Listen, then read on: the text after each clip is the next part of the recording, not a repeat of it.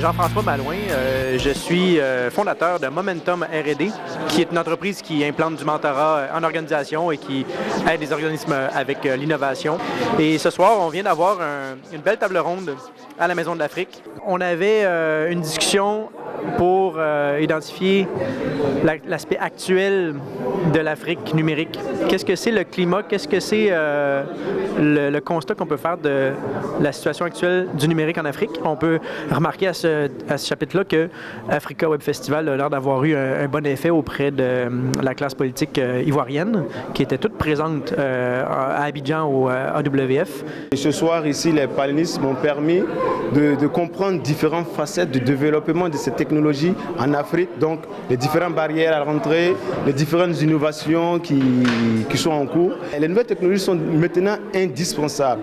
Si on prend l'exemple des événements qui se sont passés récemment au Burkina Faso, Facebook et tous les médias sociaux nous ont permis, nous à l'étranger, de suivre à la lettre ce qui se passait. Je pourrais même dire que j'avais des informations que les Burkinabés même au Burkina n'avaient pas. Moi, c'est David Zongo, je suis cofondateur de Burkina 24. Et je suis venu participer à cette table ronde de Africa Web. Je trouve que c'est une très bonne initiative et qu'il nous faut répéter ce genre de rencontres pour tous les Africains de la diaspora ici. Alors, ça nous aide à apprendre ce que nos compatriotes sont en train de faire pour l'Afrique et ça nous donne aussi le courage à nous, chacun de nous, de penser à voir qu'est-ce qu'on peut contribuer pour notre pays. Alors, je suis venu présenter Burkina 24 et je pense que les gens ont aimé et je souhaite que dans le futur, on puisse nous inviter encore à venir participer. Bonjour, je m'appelle Laurence Bakayoko, je viens de Côte d'Ivoire et je suis ici pour présenter mon entreprise sociale qui s'appelle Project A. On accompagne les personnes qui veulent développer des projets qui vont avoir un impact dans la société, mais de manière entrepreneuriale. Dans ce domaine-là, le web, le numérique a une énorme place à jouer parce qu'il permet de connecter les gens ensemble, il permet aussi de multiplier l'impact des projets et il permet de pouvoir avoir des personnes qui échangent des connaissances, qui échangent le savoir pour pouvoir faire avancer les projets. C'est très important d'avoir un développement par les Africains, pour les Africains, et c'est pour ça que je suis là. Alors voilà, moi je suis Murtala Salah. J'ai travaillé sur l'organisation de l'Africa Web Festival pour amener plus d'incubateurs et de start-up d'Afrique dans le festival.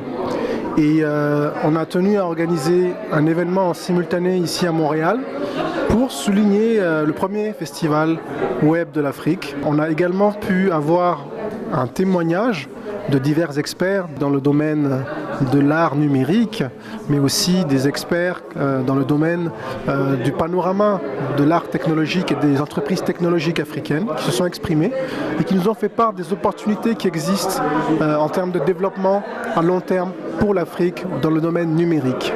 Alors j'ai beaucoup aimé la présentation qui a été faite sur Burkina 24.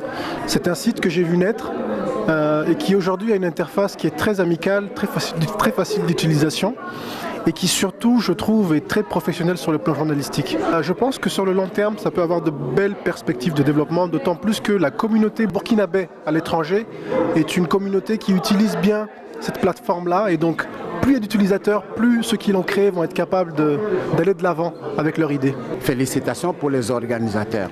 Ce qui m'a frappé dans ça, c'est la volonté des Africains de la diaspora, leur souci de vouloir faire des choses.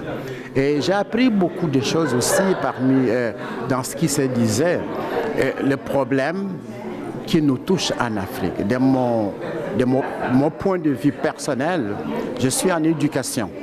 Pour moi, les jeunes, c'est prioritaire. Les jeunes Africains sont presque tous des petits génies. Quand je les entends ou je vois à l'Internet ce qu'ils font, des coups autant en haut que de bas, c'est là où il y a les génistes. On devrait les occuper à la création. Moi, je suis en éducation.